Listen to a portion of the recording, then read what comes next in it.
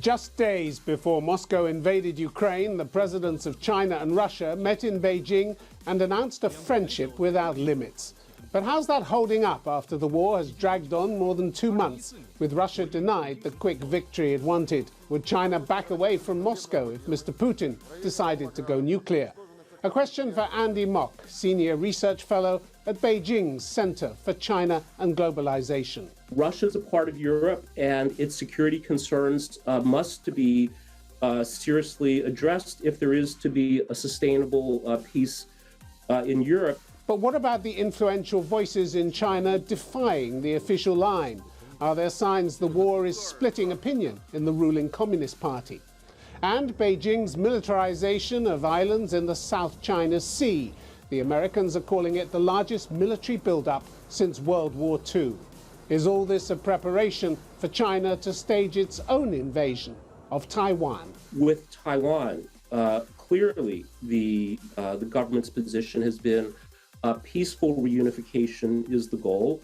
But if other courses of action became inescapable, then that is also on the table as well. All that and more on Conflict Zone.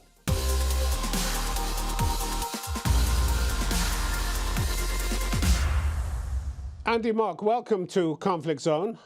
Great to be here, Tim. In the early days of the war, you and others in Beijing happily told the world that China is impartial when it comes to the conflict in Ukraine.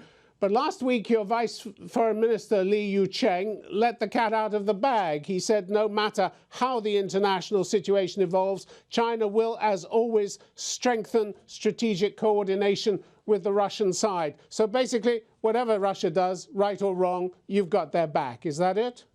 Well, Tim, I'm not sure I would say, at least speaking for myself, happily said that. I would perhaps say solemnly. We all know how tragic this conflict is, and as far as I know, every stakeholder that has some interest at stake around the world would like to see this conflict resolved peacefully as quickly as possible.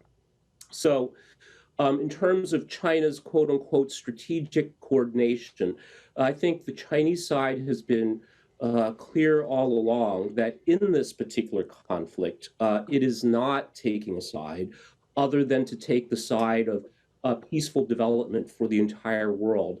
So when you talk about strategic coordination with Russia, I think we should look at it from a broader perspective. It would be certainly too narrow to think about it in terms of the Ukrainian conflict. We know that early in the year... Andy, if I can just interrupt you there. Let me just briefly finish, Tim, and you can ask your question. That when President Putin was in Beijing, there was announced a new kind of partnership. So I think that is the context. We should understand it. I want to come on to that friendship and partnership, as you put it, a little later on. But China certainly wasn't neutral when it came to the judgment in the UN's International Court of Justice against Russia, ordering it to stop its invasion of Ukraine. Only 2 out of 15 judges voted against that ruling.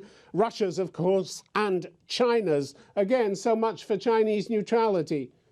Well, Tim, again, I think that this conflict is regrettable and should be ended as quickly as possible. But we do need to look at this in larger terms. My understanding of this, and of course I do not speak for the Chinese government, offering only my personal perspective as someone that follows this professionally, is that there is a scene around the world, not just in China and Russia, but around the world, in Africa, in South Asia, many, many other parts of the world, a certain hypocrisy about these quote-unquote human rights. And I think that this is perhaps the lens that we can consider what you just mentioned. Yeah, but I was talking about the ICJ's ruling. ICJ rulings, as you know, are binding under the UN Charter and create international legal obligations for any party to whom the provisional measures are addressed.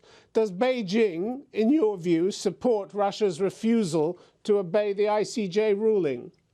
Honestly, Tim, I don't know enough about the details of that to really offer a comment. I think other than my understanding is that from a principles perspective and to promoting a more just and humane international order, that there are large swaths of the world that sees a certain hypocrisy in the existing way that human rights principles are applied.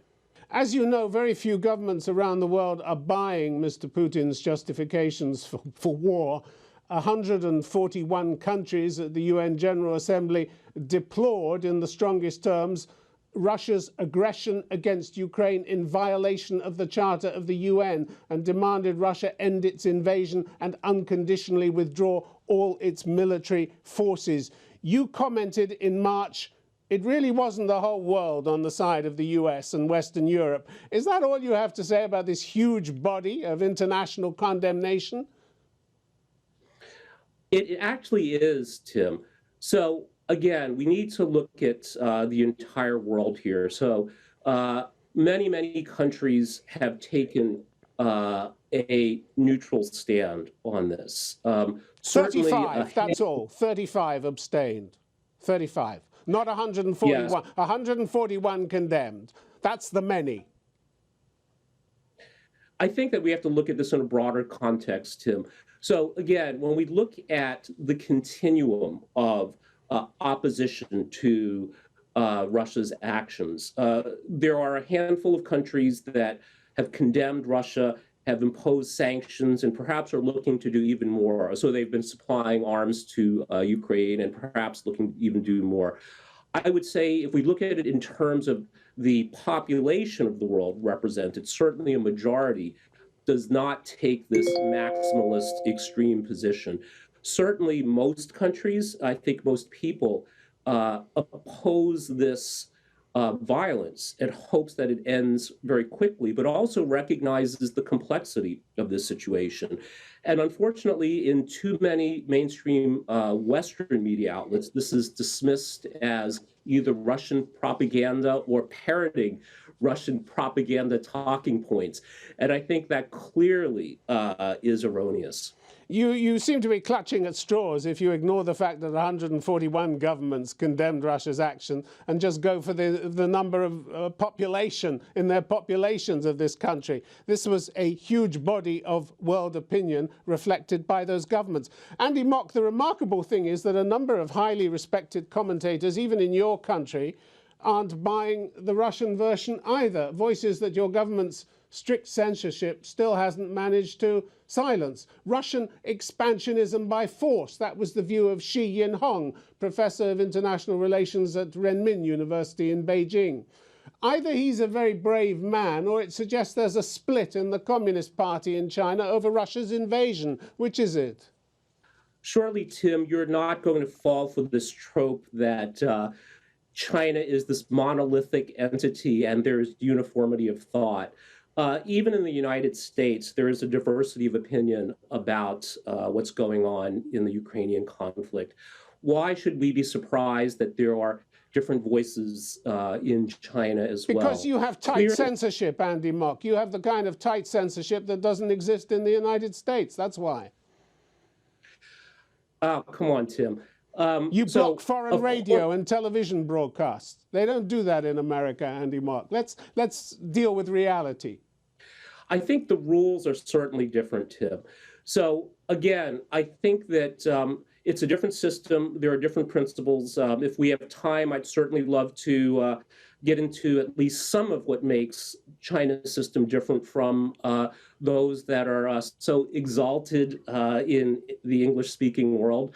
But I think that a lot of this, again, is just Western misinformation. So you look at this trope that goes around the world, especially in elite Western circles, that Western tech companies are blocked because of censorship. If you look a little bit more closely, the reality is they just choose not to abide by the laws of China. And there are, of course, other complicating factors. I don't dispute what you're saying is that the way information is handled in China is different from the way it's handled in the West. I don't want to go because we've got a lot to get through in a short time. Sure. In your opinion, does Beijing plan to help Russia evade Western sanctions the way you did after Russia seized Crimea? Is that Beijing's plan this time? Well, again, I certainly cannot speak for the Chinese government.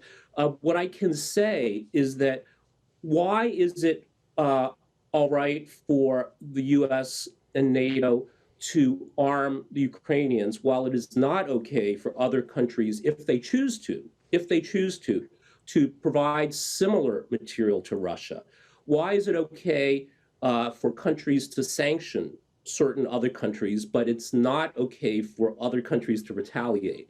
It seems that if we are basing an international order on equality and reciprocity, that's not really a level playing field, is it? Are you telling me there's an equivalence between aggression, invasion, shooting civilians, torture, destroying cities, and the defense of a country? Are you telling me those are equivalent things?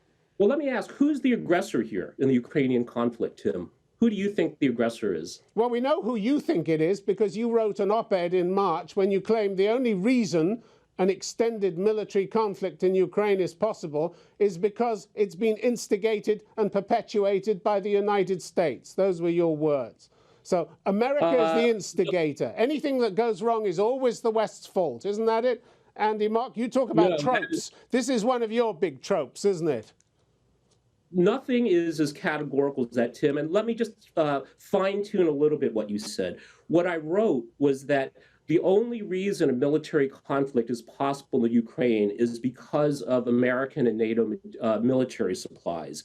If those supplies you talk were about cut instigated. You said instigated in your op-ed. Well, instigated. Yes. So let me just clarify. What I wrote and what we're talking about, how the conflict was instigated, are two separate things. So clearly you seem to think that Russia instigated this military conflict.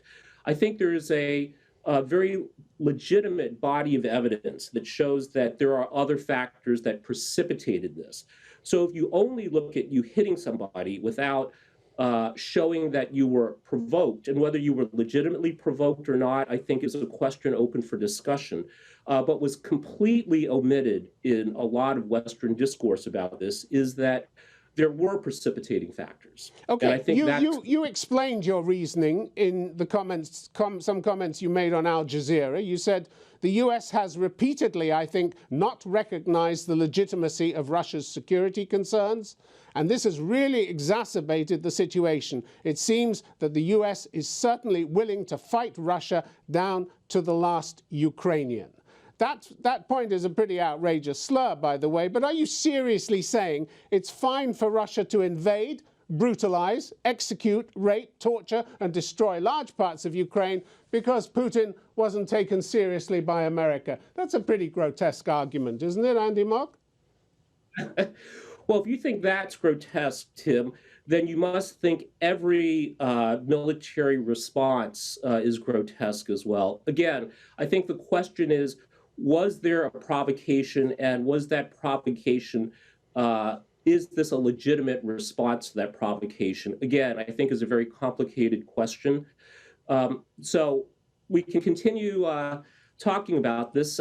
Clearly, I have my point of view. I think that as long as we can acknowledge that this is much more complex than Putin waking up one morning and feeling that he wanted to militarily attack Ukraine, which is naive and a simplistic way of understanding this. The other thing I want to say, too, Tim, is that this notion of indivisible security, which relates to the European situation, is that Russia is a part of Europe, and its security concerns must be seriously addressed if there is to be a sustainable peace in Europe, and that this is also something that President Xi recently picked up on. This idea of indivisible security is actually something that has global application and not just European applications. But Andy Mok, how do you know America didn't listen to Russia's security concerns? That's pure Russian propaganda. You don't actually know whether they did listen or not, do you? You're not privy to their private communications or their private meetings. You're just repeating whatever fits Beijing's ideological standpoint, aren't you? Well, Tim, how do you know that they have then? Well, because Mr. Putin admitted last November that the West had been listening to his concerns. Our recent warnings have been heard, he said, and the effect is noticeable. Tensions have risen. Russia should maintain the tensions as long as possible. Our recent warnings have been heard. Yes, that's why I'm telling you that. Well, again, you're absolutely correct. I'm not privy to these conversations, so I cannot sit here and tell you that I know that they have not been addressed. Western reporting as well has mentioned this. So again, I do not completely dismiss Western reporting as being inaccurate, nor do I categorically blame the US for everything bad in the world. But I do think, again, that this is a complex situation. There are very well-respected analysts, practitioners, even on the American side, that have said that NATO expansion actions in the Ukraine are a provocation to Russia, and that one should not be surprised if Russia does respond in some very undesirable ways. And these people include everyone from George Kennan to Henry Kissinger to recent US senior policy officials. So this is not Russian propaganda talking points. I mean, certainly the Russians are saying this, but they're not making this up out of thin air, Tim. Much talk recently about what you alluded to earlier in the interview about your so-called Beijing's so-called unlimited friendship pact with Russia. How much influence do you think this pact gives Beijing over Moscow? Well, I think that China, Russia, like the United States, like the EU, are large, powerful countries. So I think that it's quite oversimplifying to think that any one country can exert unrestrained influence over another. I think certainly Russia and China share common concerns. I think they have complementary as well as compatible development objectives. So, and of course, we've seen, as I'm sure you know, the number of meetings that Presidents Xi and Putin have had. So clearly, I think there is not only a state-to-state relationship, but certainly there seems to be a good personal relationship as well. I asked the question because in March, your ambassador to the US, Qin Gang, said an interesting thing. He said, had China known about the imminent crisis, I assume he meant the invasion, we would have done our best to prevent it. And I'm wondering what Beijing's best would have consisted of. What tools does it have at its disposal? Or was that just an empty boast? Well, again, Tim, I think this is a somewhat provocative framing to make this comparison and calling the one alternative an empty boast. Certainly, again, China, I think, has influence with Russia, as it does with the United States, as it does with the EU. Certainly, information is vital for sound decision-making, perhaps nowhere more so than in diplomacy. I think that China has been very consistent and very clear, saying that it is for peaceful development and really does not want to see these types of actions anywhere. But of course, we have to recognize too, Tim, that in this anarchic global order, as many international relations theorists describe it, the school of realism, countries have to rely on self-help, and they have to make the best decisions under limited information. And, sometimes those decisions are, in retrospect, don't turn out to be the best, but we live in a very imperfect world. As far as you're concerned, are there red lines in this friendship? Ambassador Qin Gang said on April 19th there was a bottom line to the friendship in the form of the UN Charter. If the UN is to be believed, then Russia has already reached that bottom line by violating the Charter, hasn't it? So I'm wondering, does China have specific red lines to this friendship? Again, I don't think I'm in a position to say, as I can see it, as someone that researches and analyzes these questions, there are very important complementarities and mutualities of interest between China and Russia. And I think that the actions of third countries uh, do play a role in this, and that this is something that I think anyone that chooses to look at this objectively can see. Well, let me put it more precisely, the question. None of us, of course, knows where this war is going. But if Mr. Putin was serious about using nuclear weapons, and Moscow has again in the last few hours cited the real risk of nuclear war, would Beijing draw the line at that, or would China be happy to go along with a third world war if that's what its best friend wanted? Yeah, I think this is a question, Tim, that certainly concerns, I think, many people around the world. And it's generally recognized that a use of nuclear weapons would be a very bad thing, certainly would set a terrible precedent. But we also need to see, though, Tim, that this is not happening in a vacuum. Secretary of Defense, Secretary of State Austin and Blinken were recently in Ukraine. There were comments made by the Defense Secretary that weakening or degrading the Russian military is now seen as an American objective. So again, I think we come back to this idea that is this an unprovoked action, or is there some precipitating event? And is that precipitating event causing a legitimate response or not? I think we don't know. You didn't answer my question, Andy Mok, as to whether this nuclear war would be a red line, at which point Xi Jinping would pick up the phone to Mr. Putin and say, that's too far, we're not going with you on that. Well, the other way we can interpret this, Tim, is if the U.S. provokes a nuclear attack by Russia, how will the world, including China, respond? I think is a question I hope no one has to answer. But again, to just frame this, you're not going to give me a straight answer on this, are you? Let me put it another way. The joint statement issued by your two governments, Russia and China, in early February, talking of a no-limits partnership, was apparently the first time China explicitly joined Russia in opposing any further NATO expansion. If NATO is expanding, it's because the threat is expanding, Russian expansionism in Europe, and Beijing's increasing militarization of the South China Sea. Can't you understand that that's a reason why NATO is expanding and why people are looking to join, because they require more protection in these dangerous, uncertain times?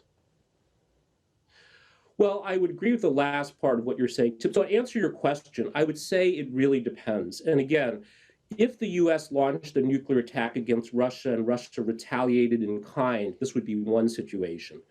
If Russia that was not provoked and used a nuclear weapon, that would be a completely different situation. I think we're unfortunately in this gray area. And this is, again, to simply answer your question, I would say it depends. And I have no way of knowing.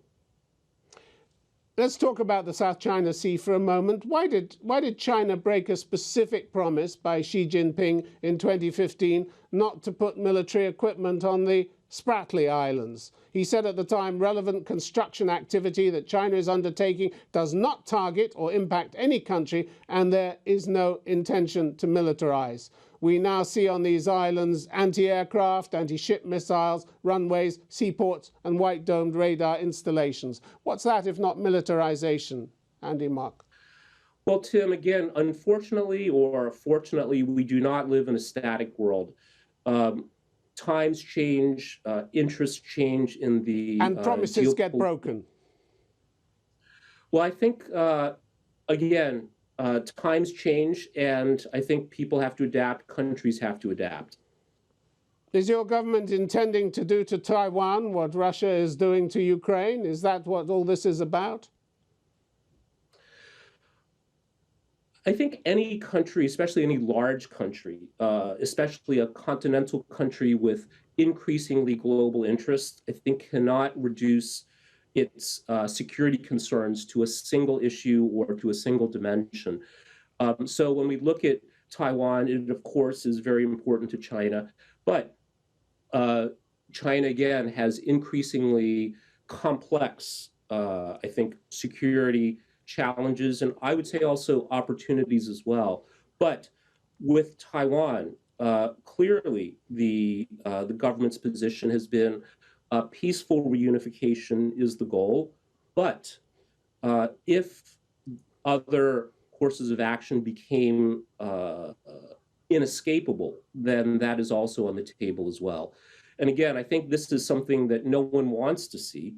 And certainly countries that have an opportunity to influence this can have a positive impact by exerting their influence for a peaceful reunification rather than encouraging Taiwanese factions to take a course of action that clearly China has said it cannot tolerate.